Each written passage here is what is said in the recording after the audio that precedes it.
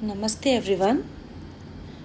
As I continue my journey of learning and listening to Bhagavad Gita, I wanted to share a personal reflection that came to my mind this morning.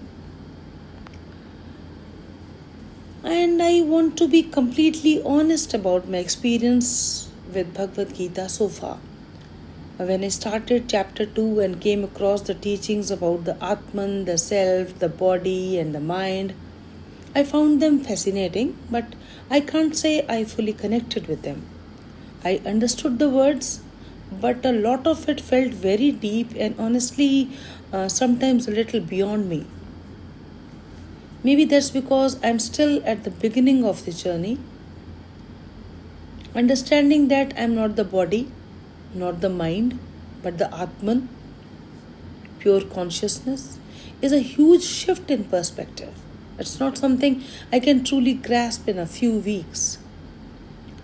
I feel it is something that has to slowly sink in over time. There were moments when I felt that these teachings were just passing over my head, and I listened, I reflected, but I couldn't always relate them to my day to day life. And then I reached the Karma Yoga section around verses 31 onwards, and I suddenly found myself paying much more closer attention to these.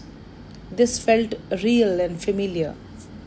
Our duties, our responsibilities, relationship, expectations, fears, anxiety, attachment. These are things I deal with every day.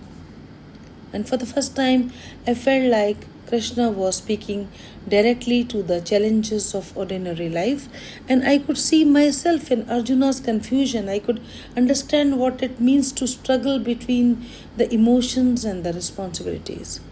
And that's when the Gita started feeling less like a philosophy book and more like a practical guide to life.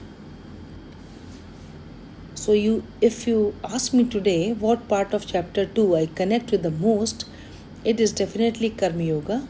And the teachings about the Atman are beautiful, and I hope to understand them more deeply as I continue this journey. But Karma Yoga is where I felt the first real connection. Maybe the understanding of the self comes slowly over years of reflection, but Karma Yoga gives us something we can start practicing today itself, right in the middle of our families, our work, our relationships, and our everyday lives. And perhaps that is why this section of Gita has touched me so deeply.